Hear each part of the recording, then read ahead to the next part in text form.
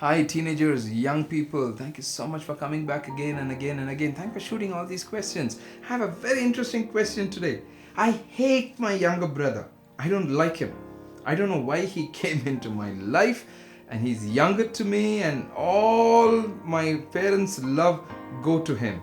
He is almost 6 years younger than me, and he's getting onto my nerves all the time, and I don't want him in my life.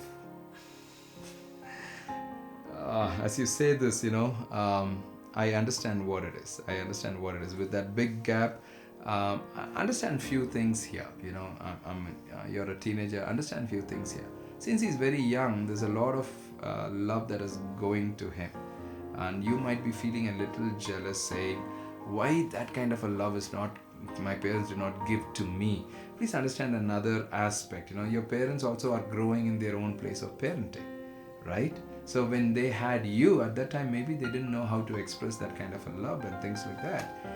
But now they have learned some things, and now with this younger boy, they're trying to redo things, and so they're trying to show all that love and shower all that love and help that boy.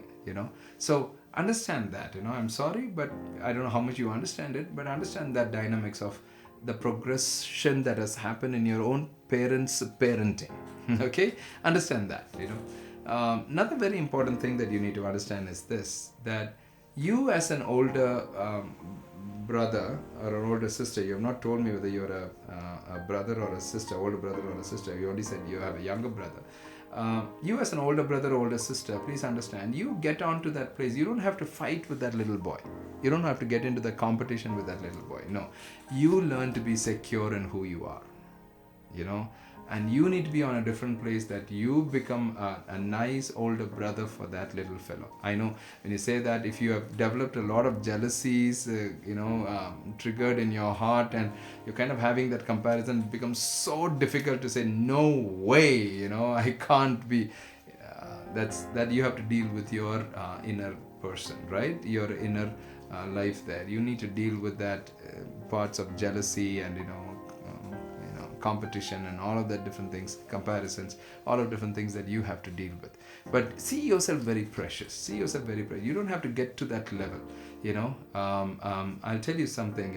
It's a very interesting statement. I'm sorry for making this statement.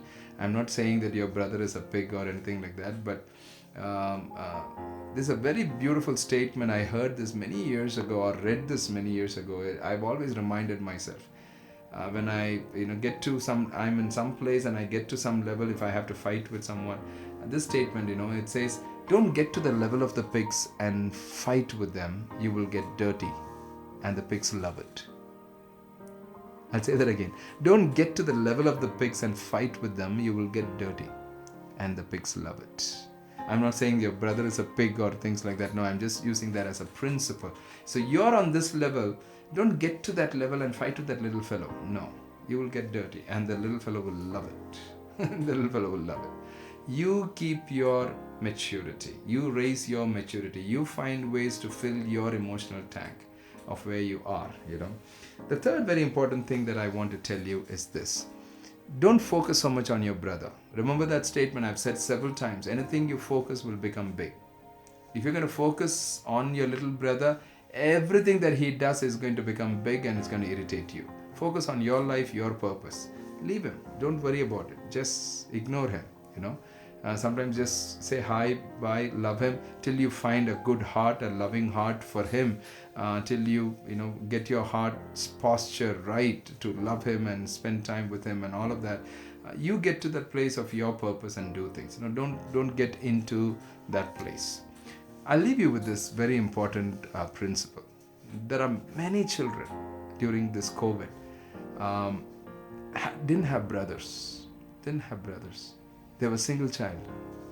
And when there were 2 years of online classes and all of that, they could not go out, and people were not allowed to go out and play and things like that. I'm telling you, it was hell for many of them. You at least have this younger brother. So thank God that you have somebody younger that can be.